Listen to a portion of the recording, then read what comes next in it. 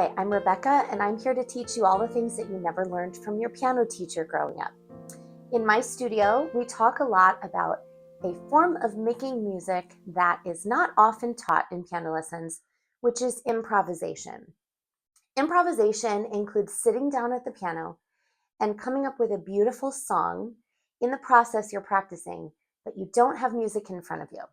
This is a perfect skill for people who have had piano lessons for many years, but never learned how to do this skill, or if you do not know how to read music. I think reading music is an important skill that everybody who wants to be a good musician should strive to know how to do. However, it can be frustrating when you sit down and you just have a few notes in front of you and you're trying to read them and you're not able to play anything that really sounds like a great song yet. This lends itself very well to the playing of chord charts and being able to play in that kind of environment.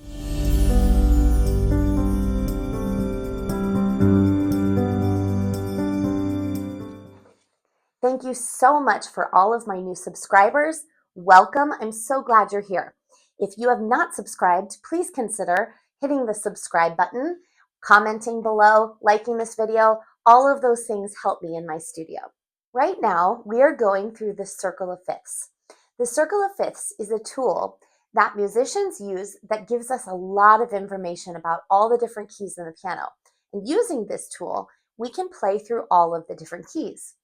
Now, so far, we have been going clockwise. I guess for us, it would be this way, clockwise around the circle of fifths.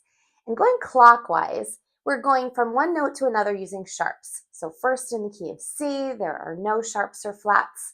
Then we go to the key of G, and it's one sharp, and it keeps adding a sharp all the way around. We played up through the key of B major. It's 5 sharps, F, C, G, D, and A sharps. We could continue around, and I will eventually get to those other sharp keys. However, I've decided that we're going to actually go counterclockwise around the circle of fifths. And in this way, this is actually called the circle of fourths. So it's still the same thing, but we're now going in fourths instead of fifths when you go counterclockwise as opposed to clockwise. The reason that we're doing this is because now we're going to go to a couple of flat keys to learn improvisation in the flat keys as well. So for today, we're going to go to the key of F major, which is 1 flat. A flat is different than a sharp. I'll show you quickly what they look like and what exactly they do. And before you know it, you'll be playing the major chords in the key of F major using the B flat. And you'll be able to create a piece not just with your right hand melody, you're going to use your left hand and use chords as well. So come with me to the piano and I'll show you how this works. Okay, so today we're going to be playing in the key of F major. And the way that we figured out that this was the next spot in the circle of fifths is we start on C. C is kind of like our beginning, and we're going to go up 4 notes in C, including the C. 1, 2, 3, 4. That leads us to the key of F. Now, before we get to F, let's talk about the difference between a sharp and a flat. So a sharp takes any note and it moves it 1 note to the right, whether that note is black or white. So if we have an F, for example, and we wanted to play an F sharp, it would be the very next note is a black note, this one, to the right, and it would be this black note here. If we had, for example, an E sharp, and we're going up 1 note, that next note to the right is an F. But it's also called an E sharp, and it happens to be a white note.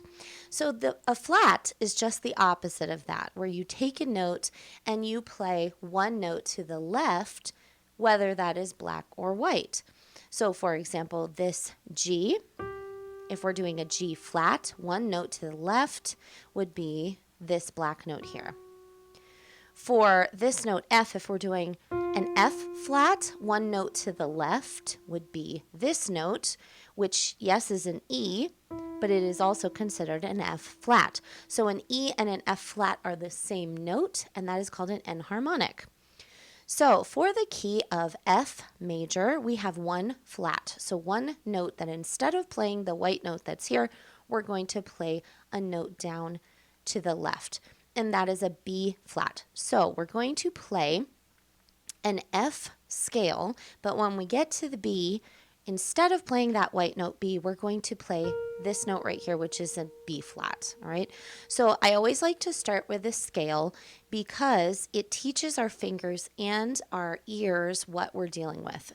This is the key that we're going to be playing in. A lot of people get tripped up with fingering for scales, but you absolutely do not have to. In fact, I'm just going to use my one finger and play the scale that way. So we're going to play all the notes between F and F, skipping that B, playing a B flat instead. This is the F major scale. Skipping the B, so we're going to the B flat. And then coming back down, don't play the B, play the B flat. And that's our F major scale. So you can do that with both hands, with one hand, but just something to get your ears comfortable with what you're doing. So this is what the key of F major looks like. In the treble clef, we have the third line, which is a B, and it has the flat listed right over the B.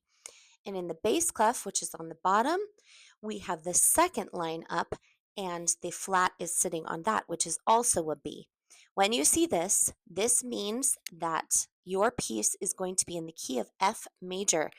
There is also a minor key that has this same key signature, but for right now, we're just going to focus on the major key of F major. So this is what it looks like on the staff. So when we create a melody, let's talk about our right hand first, because for this exercise, the right hand is going to do the melody and the left hand is going to be playing some chords. So to create a good melody in whatever key you're in, there are just a couple of rules. You need to start and end on the note of the key that we're playing in.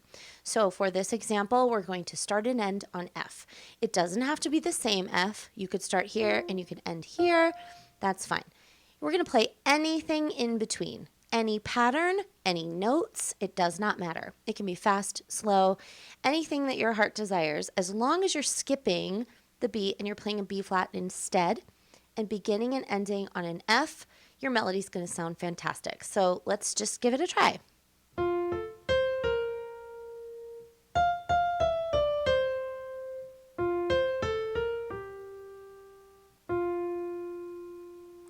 And with improvising, there really are no other rules besides that. If you did not like this song that you just came up with, do something else and totally different, and that is your prerogative. I love the creativity of improvisation. It's part of why I love it so much. Okay, so after you've practiced creating some kind of a melody, we're going to now go to the left hand and work on our major chords in our left hand. In any major key, there are 3 major chords. It is the 1 chord, the 4 chord, and the 5 chord. And I'm going to be doing some inversions. It's a big fancy word that means you get to play the chord in any way that you want it to be. For example, an F chord is F-A-C. You can play it like this, which is the root position chord or the stacked chord, where it is a third from the bottom and then a fifth from the bottom. So if you start on the 1 note and you go up 3, 1, 2, 3, we get to A. And then from the bottom note, we go up 5, 1, 2, 3, 4, 5. We get to the C. That's where it came from. So you can either play it like this, or you could take the F off the bottom and play it like this. That's still an F chord. It's just an inversion of it. And we have one more where we could do the A off the bottom and put that at the top. And that's also an F chord. So all 3 of those sound slightly different, but they're all considered an F chord. That's why when we do these chords right now, some of them are not going to look stacked like this. Only the first one is going to look stacked. If you'd like some more information about what exactly to do with your left hand when you are improvising, check out this video. It goes more into detail about some of these inversions and also some different left hand patterns. But for now, we're just going to stick with the very easiest ways to do the 1, 4, and 5 chord. So let's go ahead and make our first chord in the stacked root position, like we talked about the F, A, and the C. And for right now, I would like you to use your 5 finger, your 3 finger, and your 1 finger, okay? So just a note on our finger numbers, they are mirrored on each hand. Thumb is 1, 2, 3, 4, and 5. So in our left hand, we have 5, 3, and 1 on our F chord. Next, we're going to go to our 4 chord. So we have our 2 finger already hovering above the B, but remember in the key of F, we don't play a B, we play a B flat. So we're going to play the B flat with our 2 finger. We're going to keep the F down here with our 5, and then your thumb is just going to move up to the D. So we have F, B flat, and D. So now I want you to practice moving between those 2 chords. We have our 1 chord to our 4 chord. And you're just going to do that back and forth until you feel comfortable. Now remember, just a slight note on tension in our left hand. If you find yourself when you are pushing these 3 down and these 2 fingers, your 4 and your 2, are sticking up in crazy ways, that means we have some tension going on. So instead of having that happen, I want you just to stop pushing everything down and just slightly relax your hands on the keyboard. It does actually take some practice to be able to isolate some different fingers and play chords. You are eventually going to be able to control these muscles where you are only doing 1 finger at a time. It does take some practice. If you would like some dexterity work, I do have a couple videos on how to work on finger dexterity and independent movement. So check those out in the description box below as well. So once you've gotten comfortable moving between the 1 chord and the 4 chord, we're going to go to our last major chord, which is our 5-7 chord. Play our first chord again. We have our F, A, C. And then for our 5-7, we already have our C down with your thumb, with your 1 finger. We're going to keep the C down, and we're going to also do the B flat, just like we did in the 4 chord. And then you're going to take your pinky, your 5 finger, and move it down to an E. Like that. So now I want you to practice moving from the 1 chord to the 5-7 chord. 1 chord, 5-7. And again, watch those 2 middle fingers. If they are sticking up crazy, just think, no, no, no, we're just going to relax them. Then once you have that down, I want you to practice going in between all 3 of them in any order that you want.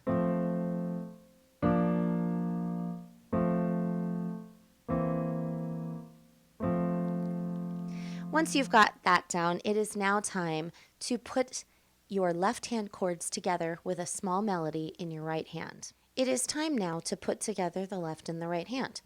So to start this process, instead of thinking for your right hand that we're going to be going between the F and the F, I want us to just have our right hand in a 5-finger pattern. And that includes resting the 4 finger on that B flat. All right, so we have F, G, A, B flat, and E. Our melody to start with is only going to be these 5 notes. You can do them in any order that you want to. You could even do 2 at the same time if you're feeling ambitious, but for right now, it's going to stick right here and not move. It's just going to help you to be able to isolate the changing of the chords if you've really struggled with doing left hand changing movements with right-handed melody. So for right now, we're going to think that we are doing 4 beats in each measure. So we're going to put 1 measure as the chord, and then 3 measures as 3 separate notes here. All right, so like this. And then we switch to our next chord, and then switch to your next chord, and end on your 1 chord. So you're going to practice that until you feel like, okay, I understand now that I'm alternating between left and right hand. This is in preparation of doing everything together. But don't move on to the next step if you're not completely comfortable with the moving of the chords in the left hand and the changing of notes in the right hand. Once you've got that, we have our next step, which is now going to be moving between the octave with your right hand. So this goes back to what we were talking about before with doing any kind of a melody. Don't go crazy. Don't make it too insane at first. and too complicated with your rhythms, but this is just now putting everything together. So now instead of doing 1, 2, 3, 4, or whatever notes you choose, we're going to do them all at the same time, still in 4/4 time to begin with. All right, so it can be something like this.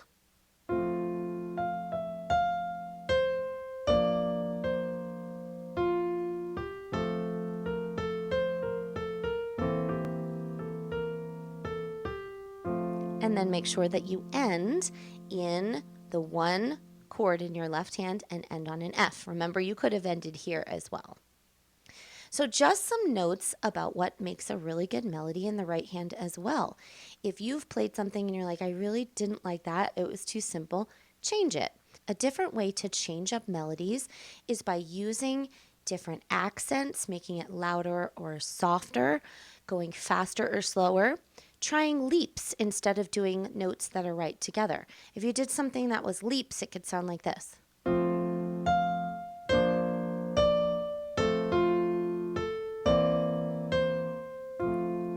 Hear how that's very different? Or you could try something like staccato. Staccato is doing like a jump with your fingers. Okay? Or you can put everything connected using your pedal. It's really up to you. This is all your creativity. So let's try just one more thing and see if we can come up with a different sounding melody.